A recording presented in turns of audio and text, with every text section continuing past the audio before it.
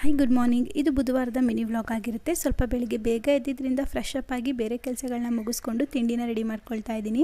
ನಾನಿಲ್ಲಿ ಇವತ್ತು ಮಸಾಲ ಕಿಚಡಿನ ಮಾಡ್ಕೊಳ್ತಾ ಇದ್ದೆ.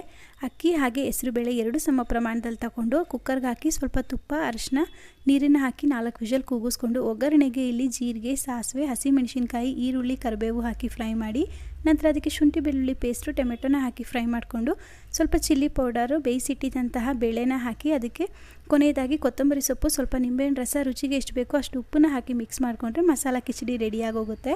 ಇನ್ನು ಮಕ್ಕಳ ಲಂಚ್ ಬಾಕ್ಸ್ನೆಲ್ಲ ರೆಡಿ ಮಾಡಿ ಅವರು ಸ್ಕೂಲ್ಗೆ ಹೋದ್ಮೇಲೆ ನಾನು ಸಹ ತಿಂಡಿನ ಮುಗಿಸ್ಕೊಂಡು ದೇವ್ರ ಪಾತ್ರೆನೆಲ್ಲ ಹಾಗೆ ಇಟ್ಬಿಟ್ಟಿದ್ದೆ. ಲಕ್ಷ್ಮೀ ಪೂಜೆಗೆ ಬಳಸಿದ್ದು ಅದನ್ನೆಲ್ಲ ತೆಗೆದಿಟ್ಕೊಂಡು ಆ ಲಕ್ಷ್ಮಿ ಗುಡಿಸಿದಂತಹ ಸೀರೆ ಹಾಗೆ ಎಕ್ಸ್ಟ್ರಾ 2 ಸೀರೆ ತಂದಿದ್ನಲ್ಲ ಅದಕ್ಕೆಲ್ಲ ಫಾಲ್ಸ್ ತರೋದಿತ್ತು.